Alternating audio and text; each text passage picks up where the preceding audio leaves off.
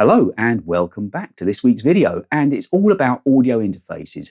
Now, have you been recording podcasts possibly? Or have you been trying to make videos for YouTube and wondering why your audio quality isn't as good as some of the other content creators that you watch? Well, that's where this video can help. We're going to talk this week all about the Focusrite Scarlett 2i2 and why it's going to improve your audio game. So if you've been trying to record podcasts or videos for YouTube and wondering why your audio isn't at the same quality as some of your favorite creators, almost certainly it's down to the microphone. Many people make the mistake of trying to use the inbuilt microphone on Macs, and although they've improved recently, yes, they've improved, they're still an internal mic. They're not going to give you a full dynamic range. So the first step for many people is to get a USB mic. I won't mention the brands, but you know the ones I'm on about, and that's a good entry level and will certainly be an improvement. Absolutely will be an improvement from an inbuilt mic, but its dynamic range still won't be of a full dynamic range you can get from a condenser microphone that you would use in a studio. In my studio, I use an Audio Technica AT22. Had it for years now. I love its tonal qualities, and I'll leave a link to it in the description below. You can spend, as you well know, thousands and thousands of microphones if you want to. But I'm really happy with my Audio Technica, and it is an XLR mic. Now, the moment you begin getting into XLR mics, that's when you need an audio interface, and that is when your audio game will improve by a huge amount overnight, trust me.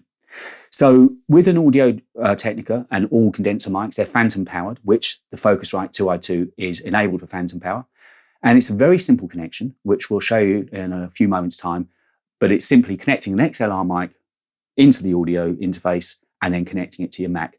Immediately then you're going to get the quality of a phantom powered condenser, large diaphragm condenser microphone, which will give you that full dynamic range and all that beautiful richness that you want in your audio. So that's the basic reason for looking to bring an audio interface into your game. And the great thing about Focusrite is they're not ridiculously expensive. I think the current one, the third generation, comes in around about £150. And for that money, you can't beat it. The great thing with Mac is there's no drivers to install. It's literally out of the box, plug it in, and you're ready to go. So I think what we should do now is get into looking at how you connect your Focusrite Scarlett 2i2 up. Here it is. It's a very simple unit. It was the first audio interface that I bought. I've actually got a second one in the studio now, which you just see behind me over there. But that's how much I like them. I bought a second one. And in the studio, for full admission, I do actually have a 2i4 as well. But that's just my audio streaming out when I'm doing my podcast. And don't forget, there's a link to my podcasts down below if you're interested. But anyway, back to the Scarlett 2i2. It's super simple. Let's start on the back to start with. On the back, you simply have this one, well, I call it a printer plug. I'm sure you know what I mean. That comes now with the Scarlett 2i2, and you simply plug that in. It couldn't be simpler. And then at the other end, and just to remind you, you will need to get yourself an adapter because they still come with a USB-C. No, that's wrong. A USB Type A adapter. So you need to buy yourself an adapter to make it into USB-C because all Mac Pros, of course, now come with USB-C as standard. And once you've got that connected to your Mac, it will power up, and we'll show you that in a moment. And that's all you need to do at the back. Those two jacks there are only if you've got studio monitors. So for the Scarlett you can see behind me, I have got those connected to my studio monitors. But if you're just wanting to record, there's no need to use those at all. So that's all you've got on the back. It's as simple as that. On to the front. Really simple again.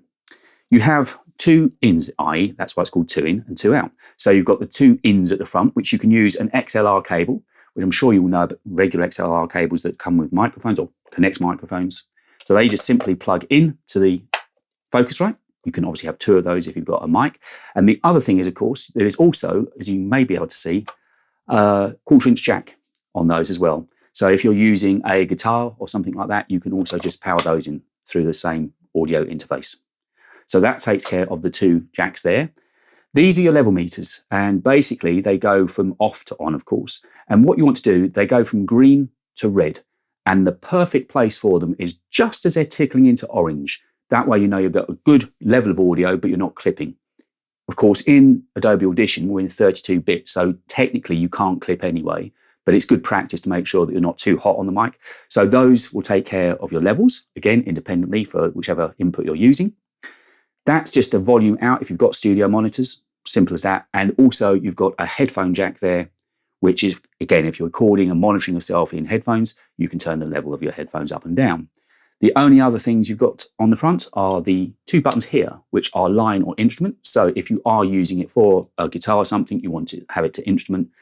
And you've got a phantom power button, which if you're using a condenser mic, such as one you may just be able to see to one side of me, in a studio, all condenser mics run with phantom power, so you've got 48-volt phantom power there. If you're using a dynamic mic, you won't need it. And if you are monitoring on headphones, you've got a button there, which means there's no latency, which is one of the real strong points of these. I've never had any issues with latency, and I'm sure if you search around online enough, you'll find endless pages talking about microphones and latency. So that is the Focusrite 2i2. Very simple unit, beautiful in design, really classic and simple. And the great thing is with Mac, you don't need to download any drivers at all. It literally plugs in and will be picked up by Adobe Audition. So now we're going to jump into Adobe Audition and show you where you connect it up in your preferences and show you how that works. So here we are inside Adobe Audition. To find your interface, all you need to do is go to the Preferences menu. And once you're in the Preferences menu, drop down to Audio Hardware. Once in the audio hardware, I'm recording off the external microphone at the moment, so if you're doing the same, find the microphone input that you're using. An I/O buffer size of 512 is a good starting point, and record at a sample rate of either 44-100 or 4800. So this Focusrite that I've got here was the very first one that I ever bought, and it's still working perfectly to this day. I bought a second one. You can see one running in the studio just behind me now, and the audio you're listening to is running through that third gen. But this one was a first gen, I think, and as I say, I've had it about 6 years. I now use it as a mobile rig, so I can simply take the MacBook Pro with me, take the Focusrite with me, microphone, XLR cable, and I've got a mobile recording rig.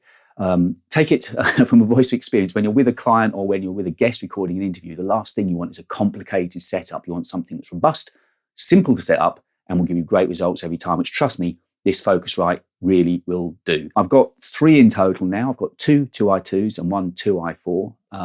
And I couldn't be without them. Honestly, the amount of work that these things do, once you bought them, once they're in your audio chain, you will not regret it. Let me know, how would you figure this could work in your audio chain? Maybe it's your first interface that you're going to go and buy, and maybe you're doing some search and wondering what to buy, and I could not recommend these more highly. No drivers required on a Mac. It's simply out of the box, plug it in through a USB-C cable to the Mac, and you're good to go. It will give you great audio and hopefully years and years of service, as mine has given me too. So there you go then, guys. For under £150, you can add one of these to your audio chain. And honestly, I don't think you'll regret a moment of it. I've had them for 6 years now, and they've never, ever let me down. But let me know in the comments down below how you feel it will improve your audio game. Obviously, you'll be looking to get a new mic, and maybe at some point I'll discuss in fuller length about the mic that I use. But there's a link down to the Audio Technica that I use in the description below, and also to the studio headphones that I've got as well. But I'll be fascinated to know if you want to hear more about audio chains, hardware, or software. We're going to be delving into Adobe Audition, of course, over the next few weeks and months. But this was just to explain to you why I feel an audio interface is imperative if you want to bring your audio game up to the next level, and you've now seen how simple it is to use. And don't forget, if you like this video, it'd be really helpful for the channel if you'll pop over, turn on all notifications so you don't miss another video, hit subscribe, and drop me a like as well.